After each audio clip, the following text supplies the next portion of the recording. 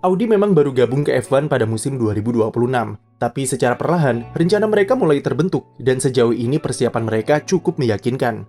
Berbanding terbalik dengan Porsche, yang meskipun sejak awal mereka lah yang paling gembar-gembor untuk ikut ke F1, tapi ujung-ujungnya Porsche harus gigit jari dan mengurungkan niatnya untuk mengikuti jejak Audi ke F1. Gagalnya negosiasi dengan Red Bull, di mana Porsche meminta 50% saham dari mereka dan terlalu memaksakan pengaruhnya ke tim-tim yang ingin diakuisisi, membuat Porsche tidak menemukan partner kerjasama yang tepat untuk gabung ke F1. Apalagi Porsche juga masih sangat fokus ke ajang balap lainnya, yang tentunya kurang ideal bagi mereka jika ingin ikut berkompetisi sebagai pabrikan mesin di F1. Gagalnya Porsche membuat Audi menjadi satu-satunya representasi dari Volkswagen di F1 2026 nanti. Pergerakan Audi dilakukan secara diam-diam namun pasti, karena pada awalnya tidak ada yang menyangka jika mereka bisa secepat itu memastikan kerjasamanya dengan tim Sauber pada bulan Agustus tahun lalu. Tetapi setelah itu Audi langsung gerak cepat dan mempersiapkan semua hal yang mereka butuhkan untuk bisa memenuhi target ambisiusnya di F1, yaitu bersaing secara kompetitif di papan atas dalam waktu 3 tahun setelah debut. Dan salah satunya adalah Audi digosipkan akan merekrut atau lebih tepatnya adalah merelokasi General Manager Ducati, yaitu Gigi Dall'Igna untuk hijrah dari MotoGP ke balap F1. Luigi Dall'Igna atau biasa disapa Gigi Dall'Igna, merupakan salah satu figur paling berpengaruh dalam keberhasilan Ducati di MotoGP belakangan ini. Sejak pindah dari Aprilia pada tahun 2014, banyak perubahan yang dilakukan oleh Dall'Igna untuk menyelamatkan Ducati dari masa-masa suram mereka. Seperti yang kita tahu, setelah ditinggal Casey Stoner, Ducati mengalami banyak kemunduran dari MotoGP dan sempat mengalami seret prestasi. Setahun sebelum Dall'Igna datang, mereka menjalani salah satu musim terburuk tanpa meraih podium sama sekali. Diberi kebebasan untuk melakukan semua hal yang diperlukan supaya bisa memperbaiki performa Ducati.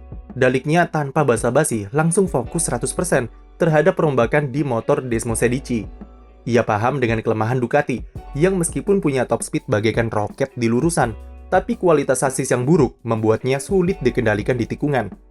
Sejak itu, Dall'Igna banyak berfokus di area tersebut berupa keseimbangan, geometri, dan suspensi untuk memperbaiki performanya di tikungan, yang mana hasilnya bisa kita lihat dengan betapa kompetitifnya mereka saat ini.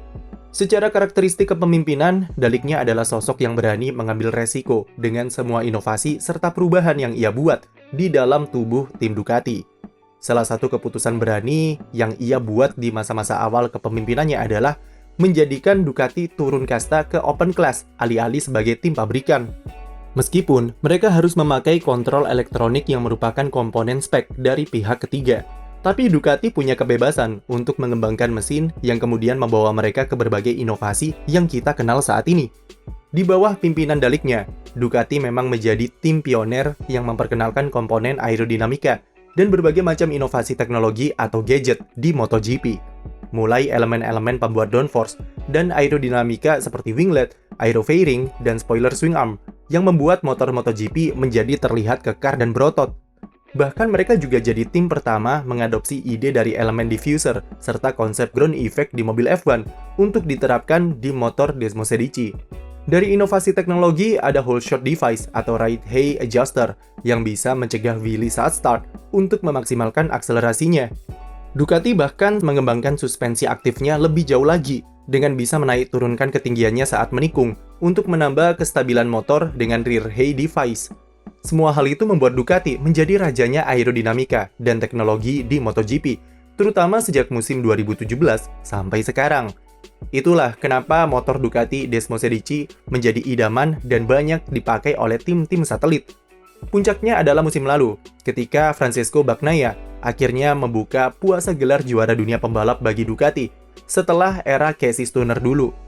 Selain itu, di bawah arahan Gigi Dall'Igna, Ducati menjadi juara tim sebanyak 2 kali dan kunci gelar konstruktor selama 3 musim secara beruntun.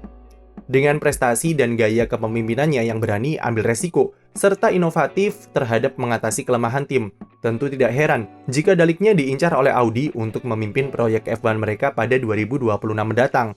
Apalagi seperti yang kita tahu, Audi adalah pemilik atau owner dari Ducati. Jadi masuk akal jika mereka ingin membujuk Dall'Igna untuk hijrah dari MotoGP ke balap F1. Pria berusia 56 tahun ini bahkan tidak menampik rumor tersebut dan mengatakan jika ia akan mempertimbangkan untuk pindah ke F1 jika memang Audi memanggilnya untuk memimpin di sana. Meski mungkin akan banyak kendala dengan perbedaan regulasi di F1 yang lebih ketat soal aerodinamika ketimbang MotoGP saat ini. Tapi seperti yang kami mention di awal, keberanian Daliknya dalam mengambil resiko dan arah development yang memprioritaskan perbaikan terhadap kelemahan akan jadi nilai value yang sangat dibutuhkan oleh Audi di F1. Apalagi semakin kesini, relasi antara F1 dengan MotoGP juga semakin dekat.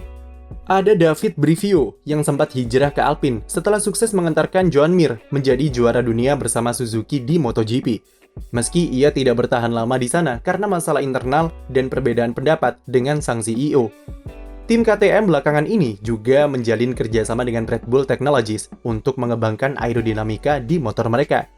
Jadi sudah menjadi hal yang wajar dan tidak masalah jika Daliknya mau mengambil tantangan baru jika Audi membutuhkan jasanya pada 2026 mendatang. Selain Daliknya, beberapa nama seperti Alan McNish yang sempat jadi tim prinsipal di tim Audi Formula E juga muncul ke permukaan. Tetapi untuk saat ini, kandidat terkuat ada pada sosok CEO Sauber, Andrea Seidel, yang baru saja pindah dari McLaren pada akhir musim lalu. Ia ditugaskan untuk membangun fondasi di tim Sauber yang sekarang masih dibalut dengan branding Alfa Romeo sebagai transisi menuju tim pabrikan Audi pada musim 2026. Penunjukan Alessandro Alunni Bravi sebagai tim representatif atau juru bicara tim memberi indikasi jika Andrea Seidel adalah sosok tim prinsipal yang bekerja di balik layar di Sauber. Ia diyakini akan merangkap jabatannya sebagai bos tim F1 jika dirasa semua transisi yang dilakukan sudah siap, yang mana itu kemungkinan di antara tahun 2025 atau bahkan 2026 saat Audi sudah 100% ikut di F1 sebagai tim pabrikan. Untuk sekarang, tugas Seidel bukan cuma mengurus tim Alfa Romeo Sauber saja, tapi juga dalam lingkup yang lebih luas sebagai jembatan antara Sauber dengan Audi. Jika Audi ingin sosok yang jelas berpengalaman di F1 dengan kompetensinya yang ambisius serta tahu apa saja yang dibutuhkan tim untuk menang, maka Andrea Seidel adalah pilihan yang sudah sangat tepat. Tetapi mereka juga bisa mengkombinasikannya dengan memutasi Gigi Daliknya dari MotoGP ke F1 dan membuat sebuah tim yang punya line up manajemen yang sangat kuat dalam menghadapi musim 2026. Namun kami merasa jika Audi sepertinya akan memberi prioritas lebih kepada orang dalam atau orang yang sudah lama berada di lingkungan Audi, seperti Alan McNish ataupun Adam Baker yang saat ini sedang memimpin fase awal development mesin F1 mereka. Apalagi mengingat Daliknya pada 2026 sudah menginjak usia kepala 6 dan memiliki niatan untuk pensiun di Ducati. Audi sudah menyelesaikan tahap pertama dari proyek F1-nya, yaitu membeli saham minoritas dari Sauber pada awal tahun ini sebagai langkah awal transisi dan membantu tim dalam proses kompetitifnya di F1. Langkah selanjutnya yang saat ini sedang mereka lakukan adalah ekspansi besar terhadap pabrik mereka di Neuburg, Jerman. Pabrik tersebut akan dipakai sebagai pusat pengembangan mesin F1 dan infrastruktur teknis. Targetnya, bangunan baru akan selesai pada awal 2024 dan sudah siap untuk mengetes mesin F1 secara penuh pada 2025 mendatang. Setelah itu, mereka tinggal memperkuat transisi dari Sauber ke Audi dengan menyelesaikan atau finalisasi struktur manajemen di tim, dan Audi sudah siap untuk berlaga di F1. Sekian video dari kami, jangan lupa beri like dan subscribe untuk konten F1 lainnya.